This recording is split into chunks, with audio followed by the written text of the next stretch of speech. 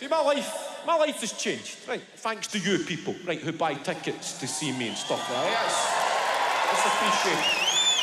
I grew up in a working class area, right? In Clydebank, that's where I grew up. Some of you probably know that. It's nice, don't know how you would describe that to people not from Scotland watching this DVD. But I don't want to say a shithole. A nice, a real place. Real people. People who have seen a dog's paw print in a human shite. Real people. That's where I grew up.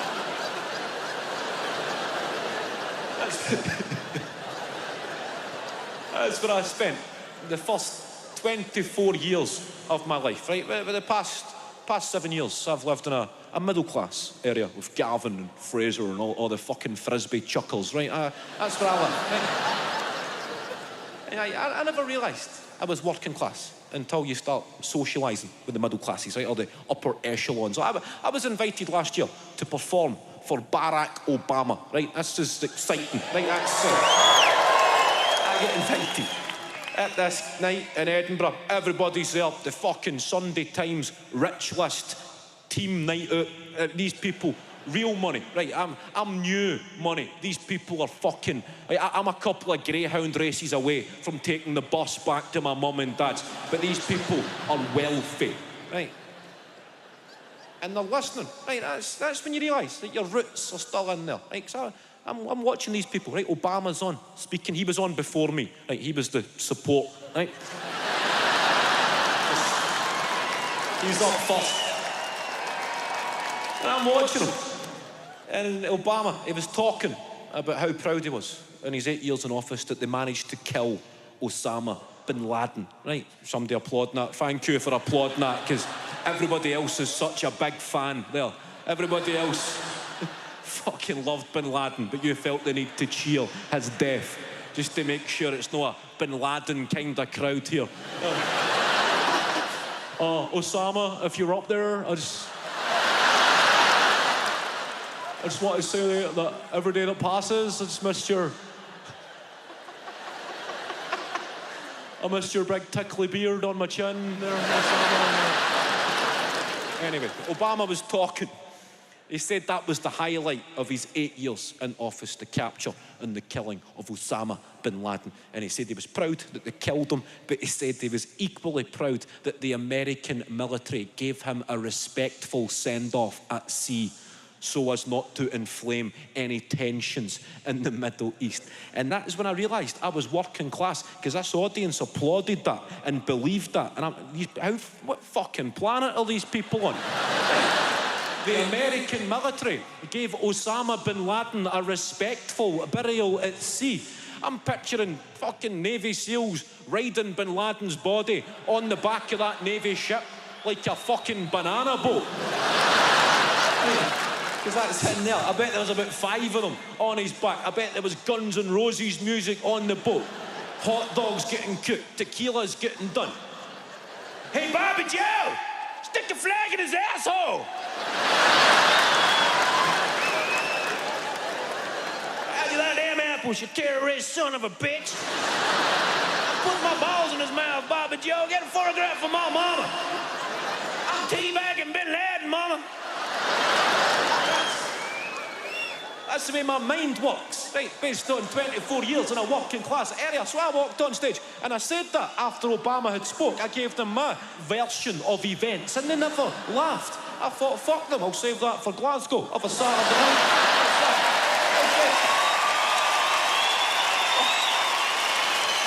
I was on a bus up here about 6 months ago and a guy got on. He put his money in.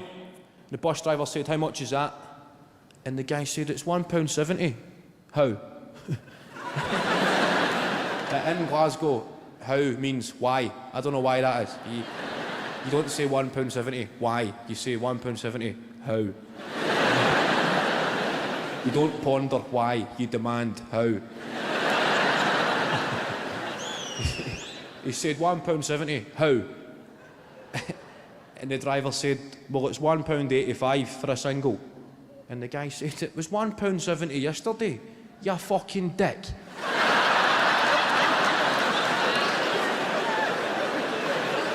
Classic negotiation tactics. But the driver held his nerve and he said, well, it's £1.85 today, you fucking dick. It was good. So on public transport, you see a battle of the wits, like this. And the guy just lost it. He said, £1.85. I don't want to buy the fucking bus.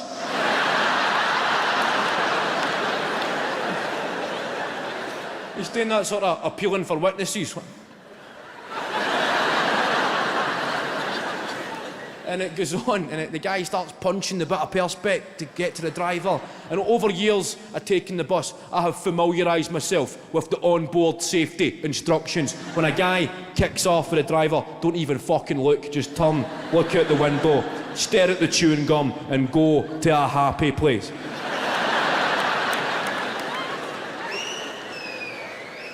Have a bit of me time. I wonder how many fish fingers I've got in the freezer. I'm pretty sure I seen there were 3. Like, I need to stop eating odd numbers of fish fingers. That was inevitable. There was going to be 3 left. Now what the fuck am I going to do with 3 fish fingers? That's not a lunch or a tea. That's just no man's land. I'm going to have to have one of their Tuesday night dinners when you put a gammon steak and then just chuck the 3 fish fingers on as well.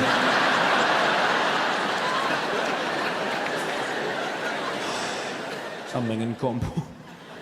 Wherever you go in your happy place, you start to find that you get to know yourself. I looked at the window and there was a stationery shop. I never knew I liked stationery until that minute. I just looked there, I'm going, that's a fucking great deal on rubbers.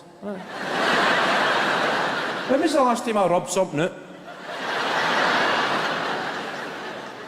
I might go in there, buy their rubbers, I might buy a pencil, sharpen it, a nice new pad, nice sharp pencil, write my name, and then just fucking rub it out. By the time I'd come back in for a landing, this situation had been resolved. A good Samaritan had put the extra money in just to get the bus moving, and the guy was on. He'd made it. Everybody's bracing themselves. Where's he going to sit? It's quite a quiet bus. I'm just going, fuck. The guy's on. And it was then I realised that I was sat in the seats that are designed for conversation. You know, the seats that face in opposite directions for people looking for stimulating debate with like-minded folk on the world's big issues. Speaker's corner, that's where I was sat. And the guy, he came in and sat right opposite me. He never recognised me, oblivious to the fact he was sitting opposite KVN. Never fucking... And the bus is pulling away. He's not going to a happy place. He's looking at that stationery shop. I might go in there and buy a pencil, sharpen it and stab him in the eye, the fucking wanker. The bus is going on, and he started talking to me. He said, where are you going, mate? And I said, I'm just going to meet my mate at the cinema. And he said, I've not been to the cinema. I've not been to the cinema in fucking ages. Right? And I said, oh, all right. Because they're struggling for small talk, you need to keep it going. You don't want the guy thinking you're being ignorant. I just said, oh, all right. And he said, do you ever see that movie, Social Network? That's what he asked me. And I said, oh, the movie about Facebook. And he said, correct. As if you survived that fucking round.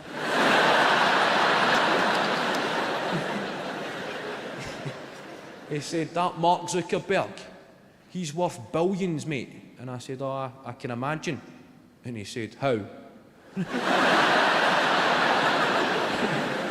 I said, well, he's the owner of Facebook. And he said, aye, but how does that make money, mate? It's fucking free. And you don't laugh. The onboard safety instructions tell you, do not. In order to avoid a punctured lung, keep your face firmly on screensaver mode. Just... He said, if I was in charge of Facebook, mate, I'd be saying fucking quid a go. And it gave me a small sense of hometown pride when I realised the guy was serious. Small sense of hometown pride that there must be very few places in the world where Mark Zuckerberg would be offered financial advice from a guy who was 15 pence short for a single fucking bus. It was touching.